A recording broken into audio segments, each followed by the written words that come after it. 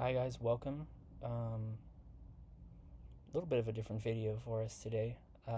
I've been trying to make these videos a couple months now, but I haven't been able to, just because work and I'm owning a business as well, and it takes up a lot of my time. But I want to focus more on this automotive stuff as we move forward into 2024. Basically, I'm making this video kind of to give you guys an overview of the car because a lot of you guys have asked me, what is it that you like so much about the Q50, and what are your plans for it. If you follow me on Instagram, basically, this is my daily, and I do weekend warrior track stuff with it. I'm trying to do more track days. Last year was a good year for me. I did about 6 different track days. That's not quite where I want to be moving into the future. So next year I'll be running with Nissan Challenge again, and I really want to make sure I make every single event for that series, just because I'm focusing on my driving, and it seems like I'm going to have a little bit more free time this year. Now with work, it's difficult for me to kind of get a grasp on scheduling all of those things, just because I work retail and I'm not able to do so much stuff with the car on the weekends. So if I'm not out there on the weekends, it's probably because I'm at work or I'm working on my business. There's just a lot of things that go into this.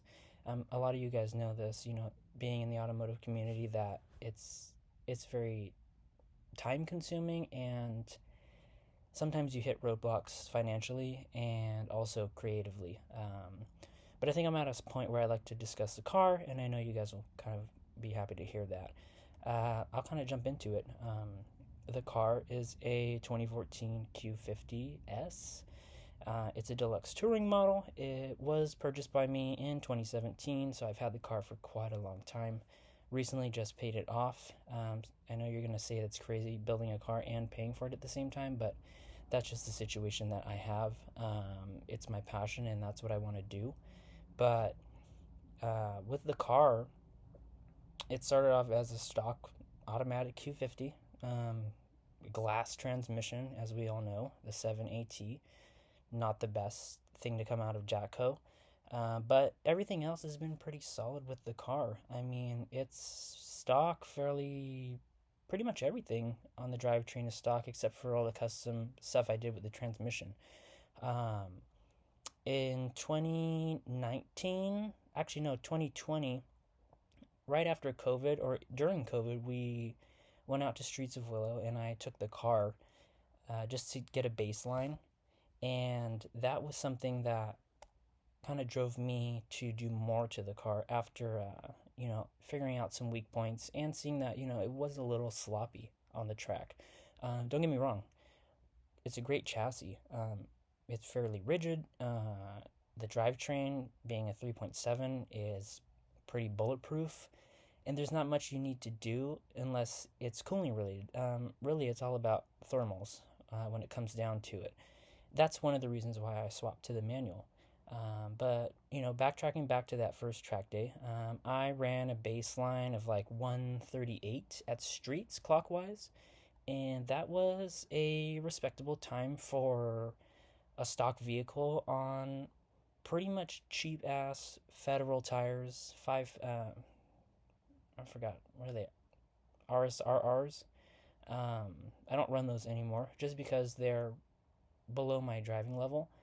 Not to say I'm the best driver, but the tires do make a difference, especially when you're trying to make the most of your track days, especially during the season. And it gets very hot out here in California, so the weather is a factor in everything that we do as far as bringing the car out to the track, or even just pushing it with spirited driving, as a daily. Um, as we move forward with that track day, I put down my time. I did a baseline of 138, and I was happy with that, considering the car had literally no mods, just an axle back. It was the Tanabe that I used to have. Really nice sounding exhaust, but not really giving me much room to work with as far as the car's potential. So, shortly after that track day, I was driving and I lost my third gear. This is a common failure point.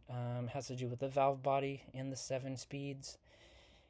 You can fix it, but I was not really keen on doing that just because the cost effectiveness of running the 7 speed in hot weather, and also the fact that it didn't give me as much control over the car, was a turning point for me in my ownership. After that transmission failed, I got it warrantied by my local dealership, and it didn't really drive the way I wanted it to. I mean, I'm not sure the work that was performed. I'm sure it was factory standard, but I mean, I guess the car just wasn't in that spec that I needed. I moved forward a few weeks later after that failure, after the replacement trans went in, and I told myself, I'm going to do this again. It's probably going to have the same failure point. So, what I did was I parked the car in the garage. I decided that I was going to tear out the interior, figure out what parts I needed. The car was down for about 4 months. So, from September all the way to February, I was basically just waiting on parts to show up that I had ordered previously, because I already knew in my mind that this is what I wanted to do. But I had ordered the parts kind of just to make sure that, that I had a plan B, because buying another car was not an option for me financially.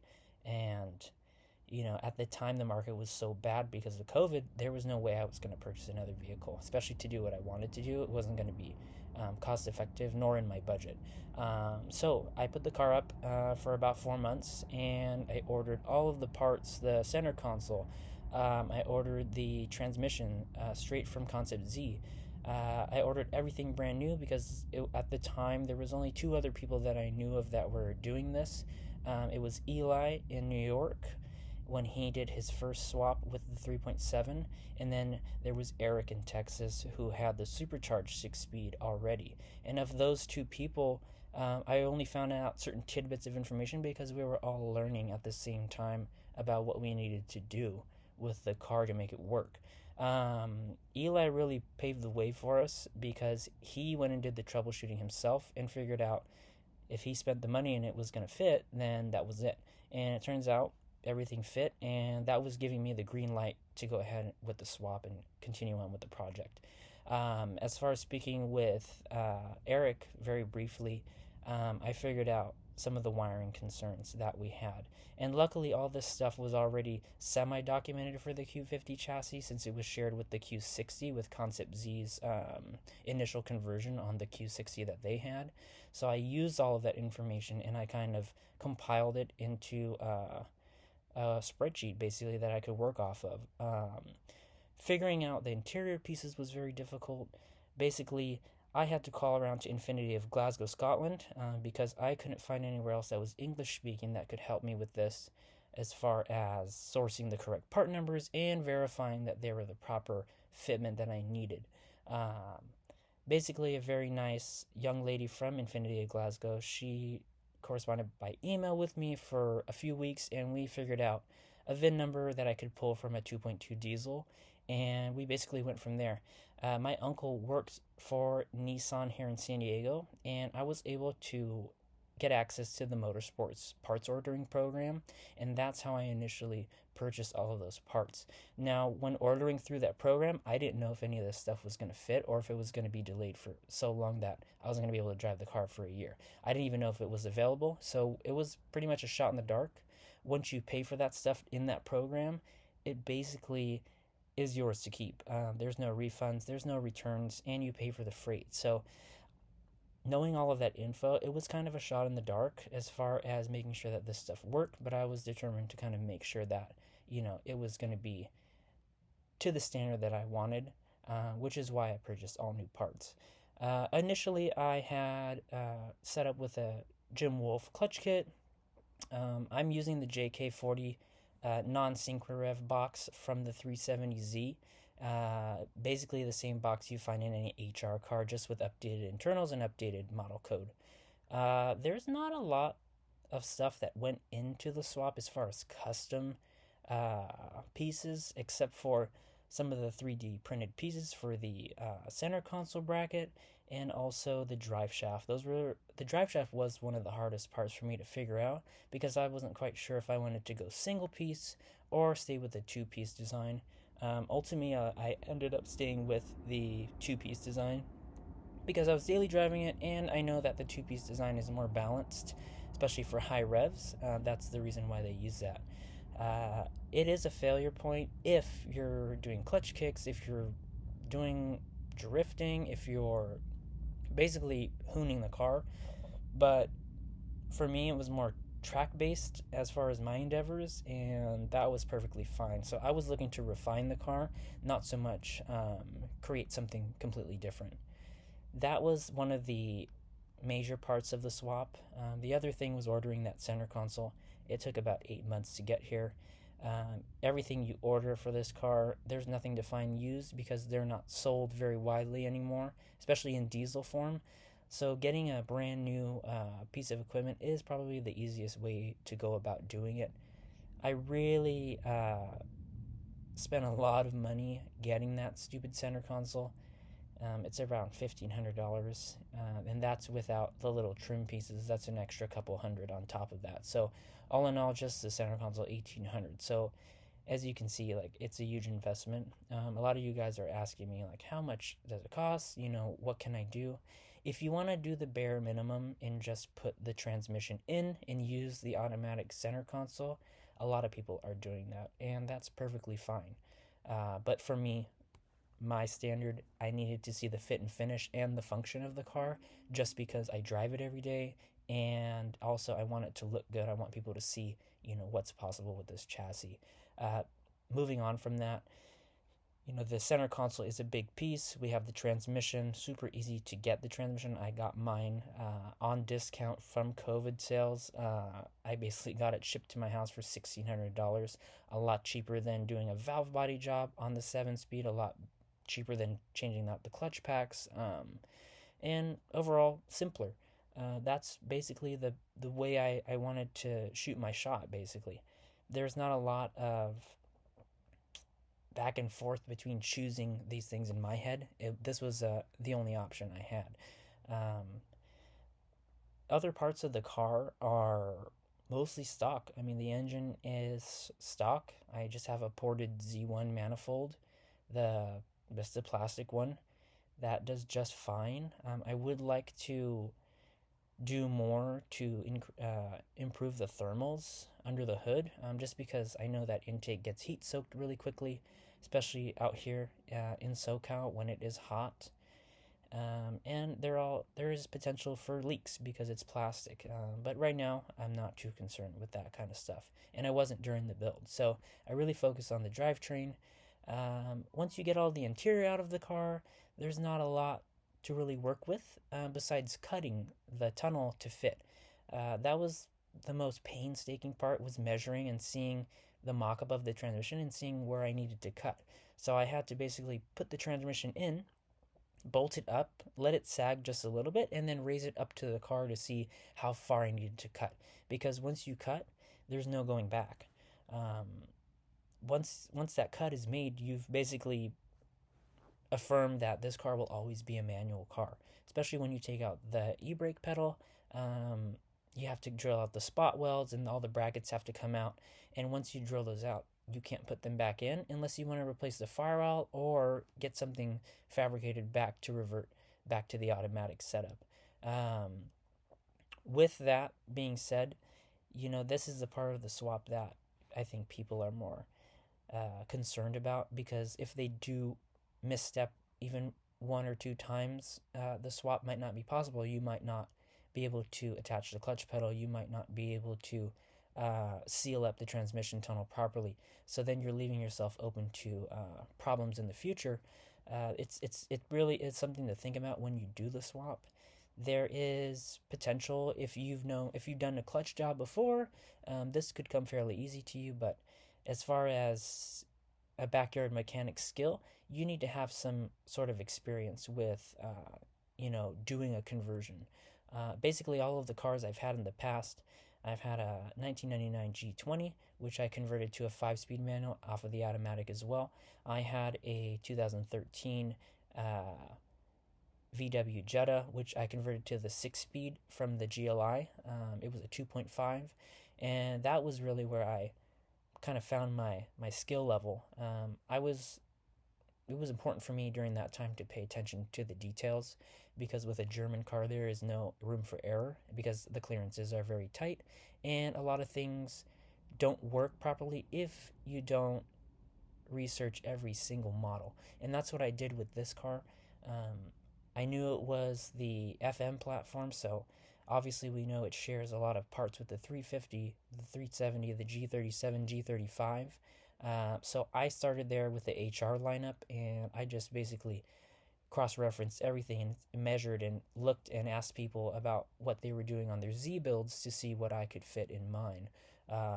Under the car, nothing really looks any different from the front end of a 370Z, so that gave me confidence in moving ahead with the swap again, because during the whole way there were roadblocks in my mind that, what if there's one piece that really doesn't fit? I don't have the skill to fabricate anything. So it was a interesting journey with the car. So yeah, with that, transmission, clutch, clutch pedal, fluid reservoir and brackets, braided clutch lines. There's a whole lot of things, determining what shifter you want to use, because the shifter sits very low. There's a lot of things to kind of figure out when you're doing this. There's a lot of, I want to say, not bias, but there's a lot of stigma in the Nissan community when it comes to motorsports. We're told that you should just buy a BMW, you should buy something else, maybe any other car but a Nissan, and I think that that's not entirely true. There are shortcomings with the Q50. There's shortcomings with the 370Z. There are shortcomings with every car, and you won't find those things out until you drive them the way that they're supposed to be driven. Because there is a limit to the potential of a car in its stock form, and that's exactly what I was finding out way back when I decided to take on this project. Um, I I'm gonna go back to the clutch setup, because this is very important that a lot of people miss. The original setup for these HR manual cars is with a concentric sleeve. It's not a good system. It gave me problems. I've taken this transmission off about 4 or 5 times just to figure out, where did I go wrong? And where I went wrong was when I didn't listen to people who said to do the Z Speed clutch movement kit. I think that a lot of people don't want to spend the extra $500, and I see that, when you are on a budget and this car, maybe you've bought it used and it's not worth too much, maybe it's worth 8 or 9 grand. That $500 eats up a lot of your budget there. So I'm just here to say that that's an absolute necessity, especially for any car, as far as this platform is concerned. I had the Jim Wolf flywheel kit with the organic disc, and it was fine with the concentric kick. I even did the HD slave from Jim Wolf. It was okay up until it wasn't. I started getting vibrations in the pedal, more so than usual. I don't have the dampener on it anymore, but it was an unusual feeling with the clutch pedal, because you knew that the fluid was being contaminated with clutch material, and that's what everyone always says, is that it's not if it's going to happen, it's when it's going to happen with that sort of thing.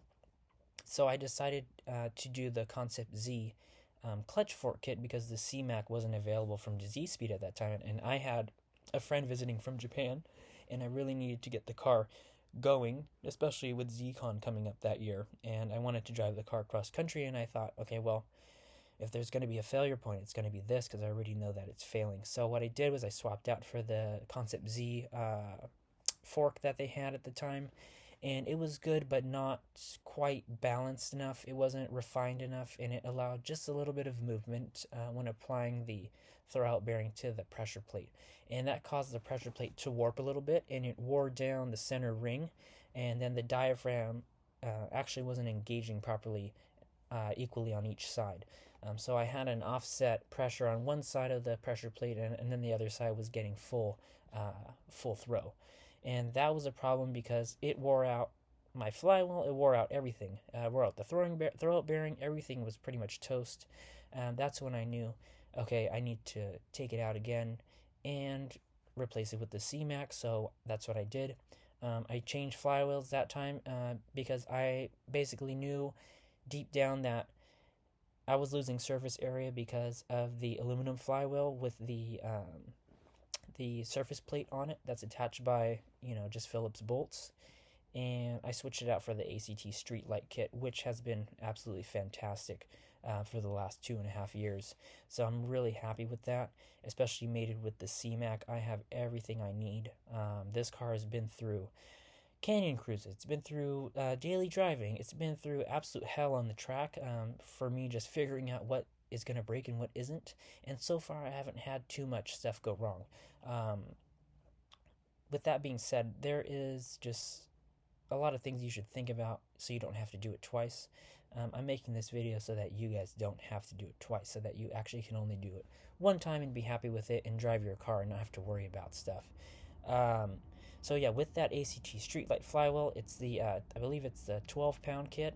A little bit of chatter at idle, a little bit of chatter coming off out of first, but after that, it's a rev happy and it wants to go. There's not much else to it.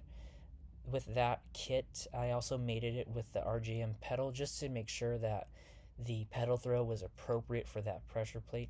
There isn't a lot of wiggle room with the stock system because you can only adjust it so far using the actual clevis fork.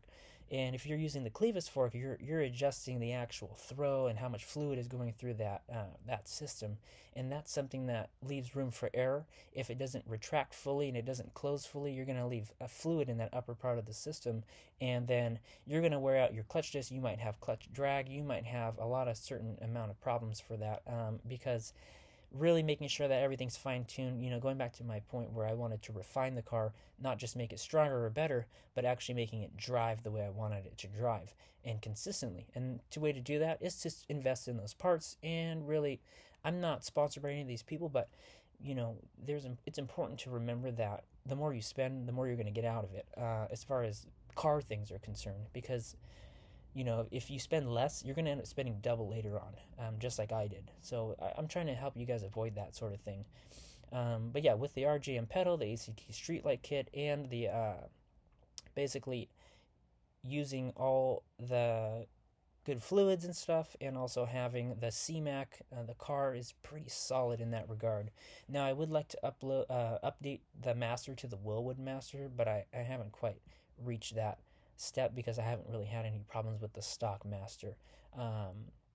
There are a few other things I've added to the car. The Nismo short shifter I have, it's adjustable.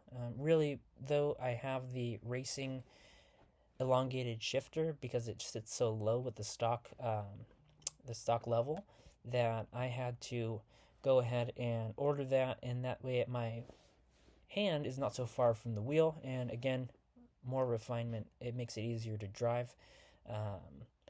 As we move forward in the process, I added out my suspension. It's running HKS Hypermax GTs. They don't have SPs for the Q50, at least not yet.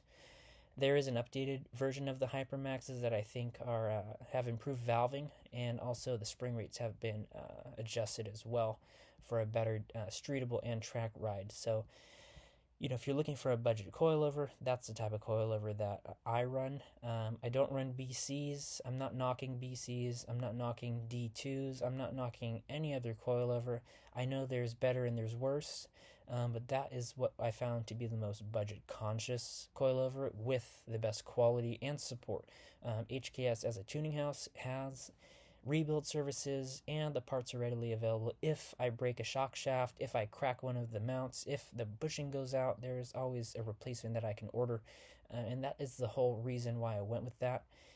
Also, HKS is just cool to have quality brands, and I believe supporting in those tuning houses because, without them doing all of that work, for decades past, we wouldn't have the technology and the cars that we have today. Especially, just paying homage to the Japanese tuning culture. That was something else besides refining the car that I wanted to honor when I built this car. So most of the parts you'll see on the car are all Japanese based. I'm running work wheels. I run Yokohama tires. I run basically as much Japanese parts that I can on the car. I know that sounds cliche, but JDM to me is a little bit of a different beast, and it proves true when I drive the car on the track that it handles this abuse. I mean, one, two, three, four, five, six times, and when I go out there, I'm not driving the car slow. I'm driving it at its limit, and that's how I figure out what my next move is rather than throwing parts at the car, because I've done that in the past, and it's just not something that I want to do again. Um, so yeah, suspension wise, Hypermax GT coils. I have the Hotchkiss sway bars front and rear. There's some debate about front sway bar thickness, front sway bar stiffness, and adjustment settings. There's also debate about the rear sway bar, whether we should take it out or whether we should put it on its highest or lowest setting. No one really knows because these cars aren't taken to the track, they aren't measured, and they also are not sought after as vehicles that you tune to be competitive. Maybe in BTCC we see the chassis being used, but we're not seeing daily drivers committing to performance like that at a circuit setting. We're seeing a lot of drag guys, and that's a whole different arena. Um, Going back to the suspension, so yeah, Hotchkiss sway bars, we have that. I haven't done any bushings on the car at all. The car has 130,000 miles on it. There's not really anything that I've had to replace besides the driver's front lower control arm bushing that was leaking. The big one that's like right at the end of the wheel well. That one started leaking, but I think that was just due to age, not due to my driving habits. So once I replaced that, that's pretty much been the only thing that I've had to replace suspension wise from the stock stuff. I'm finding that the durometer of the rubber bushings from factory are holding up quite well and being lowered, and also applying a little bit of camber and toe to the car. I'm not seeing too much inconsistency when cornering, especially with the stock arms and things like that. So I haven't decided to run up to the SPL solid bushings or anything like that. So I'm not really worried about that kind of stuff. um, there's not really much else to the car besides those small suspension pieces, wheels. I'm running the Work T5Rs. I'm also running, I swap out. I've recently moved to the Nankang AR1 Sport Nex, which are 100 treadwear cheater tire. That keeps my car pretty competitive considering that I still have the open diff in it. There's not really any wiggle room for me to put a clutch style LSD like I want to unless I switch over to the 350 subframe. Um, but yeah, it's really a simple build. There's not a lot that I can actually focus on at the moment besides putting in that limited slip. Besides, maybe playing with the final drive of the gearing because it is quite long. But as far as track duty is concerned, everything's been just absolutely cherry. And I'm not willing to spend all of that money quite just yet until I know that I need it. So, matching driver skill with the mods is definitely something that I pride myself on. I'm an amateur driver, and I know that, and I know that my car is above that amateur pace. So I need to learn to drive the car more and drive it harder before I actually move on to those bigger and better things. I will say though, with an open diff, it is challenging, but it's a good way to learn. Just because you're constantly having to measure, how control are you in the car, and that's something that takes time and practice. And then once you actually figure out that okay, you're driving at that limit of those parts, then you can upgrade. But yeah, if there's any other tidbits of information that I could give, I would say as far as suspension and drivetrain, that's really it. Now, the other parts that I want to talk about are going to be basically, sorry, I'm going to adjust this. Basically, the driving position, the seats, those are all things that you don't know you need to improve until the day comes when you're sliding around and you're figuring out that you're actually losing time, especially on the road course. And I went ahead a couple months ago and ordered just a Momo Start. It's my first bucket seat I've ever had in a car. It is my daily still, so it's not very comfortable. So I do regret it in that way. But having that seat has changed my perception of how I'm driving. Just because I figured out that I could focus more when I'm actually not worried about flying out of the car. And I think anyone who wants to be competitive, who wants to improve their driving, improve this chassis, the seat was probably the first thing I should have did. But looking back, it's a learning process, and we're not going to be 100% correct right out of the gate. It's trial and error, especially with this chassis, just because it's not something that people focus on. But I'm here to tell you guys, what I've learned and what I focus on with this car, and what my goals are.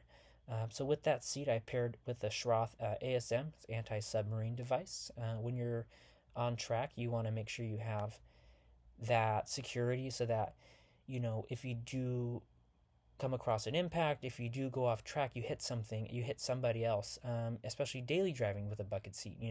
That was the most important part, is that I didn't want it to hurt myself, and I knew the risk. So it was imperative that I had the seat and the harness. Shout out to a shop up in LA. Gosh, what was the name?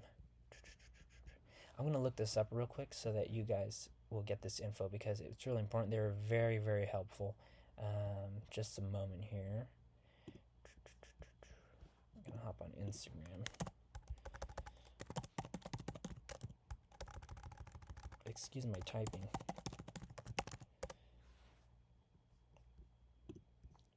Ooh.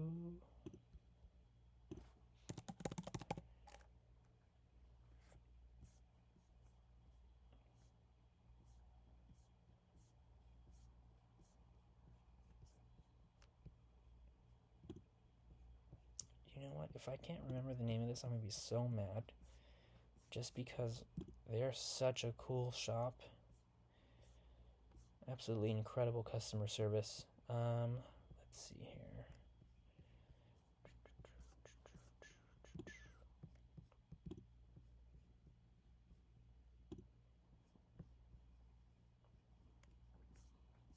I'm trying to look for their profile picture here.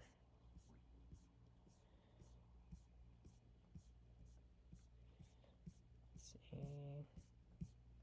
But yeah, harness and seat, you definitely want to have that. I mean, there's no way around it.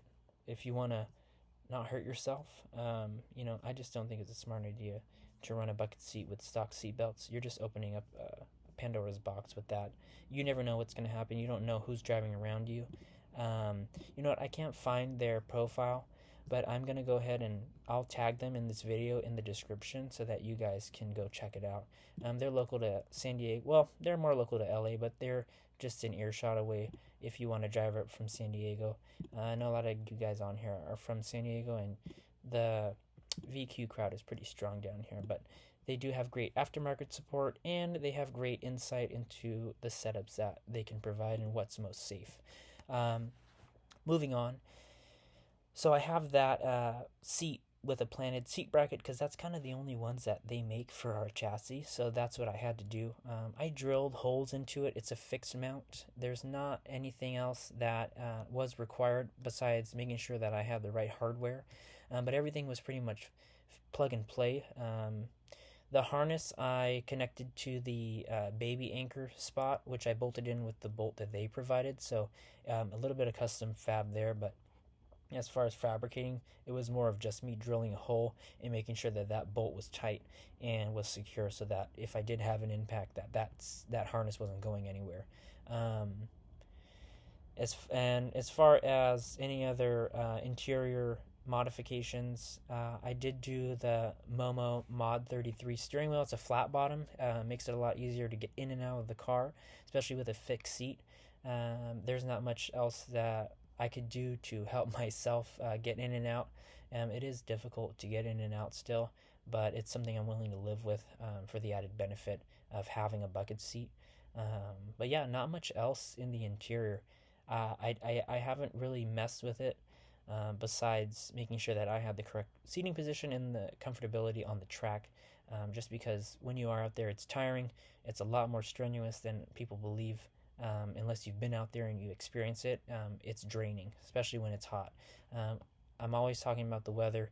It's just because the season out here is, it's literally, when it's racing time, it's literally either freezing cold or it's super hot. So you had to make sure that you're comfortable in the car.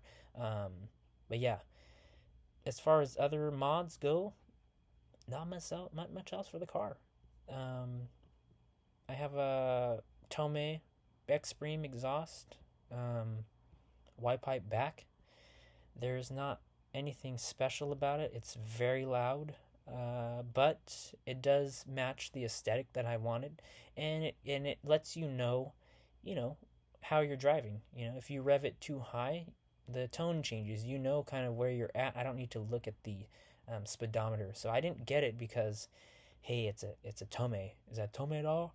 But I got it because it's what I needed. I needed the audible signal that I need to shift. I needed the audible signal that, oh, I'm at my rev limit.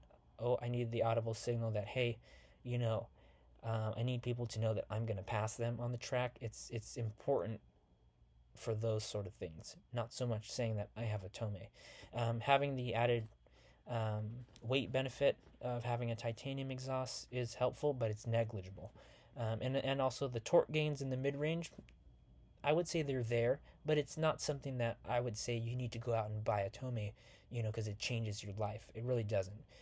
So for me, it's a functional thing. It looks great, but again, I needed the audible signal when I'm driving because I need to know, you know, I need to stay focused when I'm looking at the track where I'm cornering. I need to stay focused on the apex. I can't be looking down at my tack, and that's something that people don't think about. You know, they think, oh, you just want it because it's flashy, but there are points of these things where it's motorsports oriented, and this is what they're used for, and this is why they're like that. So yeah, that's basically the whole build.